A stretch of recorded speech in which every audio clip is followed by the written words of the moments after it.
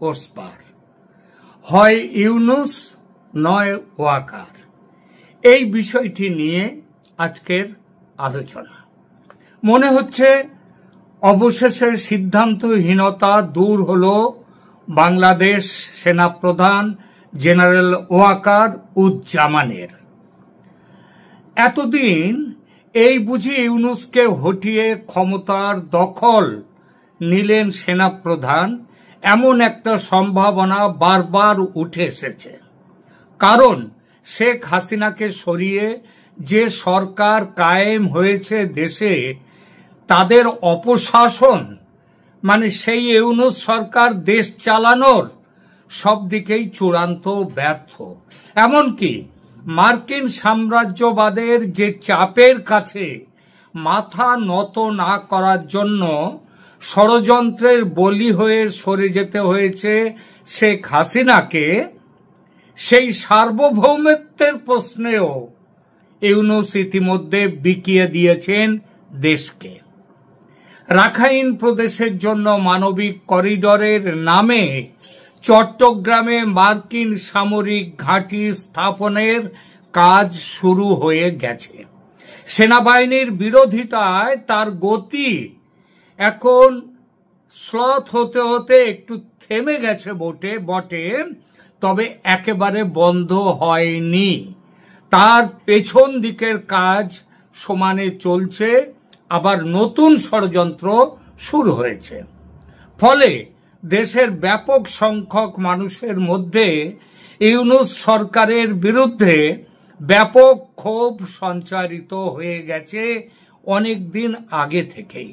এমনকি যারা ছাত্র জনতার আন্দোলনের সামিল হয়ে ডেকে এনেছিলেন এই সরকারকে, আবাহন করে বসিয়েছিলেন গদিতে এই সরকারকে, হটিয়ে দিয়েছিলেন যে জনদরদি দেশের শিল্পোন্নতির পক্ষে যার তুলনা মেলা ভার সেই হাসিনাকে হটিয়ে দিয়েছিলেন, তারাও আজ ঈশ্বরের কাছে প্রার্থনা করছেন এই সরকারের হাত থেকে নিষ্কৃতি পাওয়ার জন্য। এই সরকার থাকুক, এটা চাইছে ছাত্রদের একটি গোষ্ঠী, যারা ক্ষমতার বৃত্তে রয়েছে এখনো পর্যন্ত। ইউনুসের নিজস্ব কোটারি, তার উপদেষ্টা পরিষদ, জাতীয় নাগরিক পার্টি নামে একটি ভুঁইফোড়, ওই ইউনুসের বকলমে ইউনুস চান্নে মাথা, সেই পার্টি এবং জামায়াত সহ ইসলামী মৌলবাদী দলগুলো, এরাই কেবল চাইছে ইউনুসের এই সরকারকে। এই মৌলবাদীরা তাদের ঈপ্সিত লক্ষ্য বাংলাদেশকে দুনিয়ার চরমতম শরিয়া মোতাবেক রাষ্ট্র হিসেবে গড়ে তোলা। এই লক্ষ্য পূরণের জন্য যে রোডম্যাপ নিয়ে চলছে, সেই রোডম্যাপে ইউনুসকে ক্ষমতায় রাখতেই হবে, নইলে বাংলাদেশে আবার ফিরে আসবে ৭১-এর মুক্তিযুদ্ধের চেতনা, বাঙালি সংস্কৃতির চেতনা, সুফি বাউল উদার ধর্মীয় চেতনা।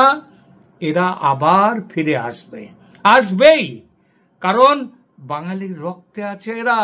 বাঙালির চেতনার শিকড় প্রথিত যে মাটিতে, সে মাটি বালুকাময় আরবের মাটি নয়, সে মাটি সজল শ্যামল এই নরম বাংলার মাটি।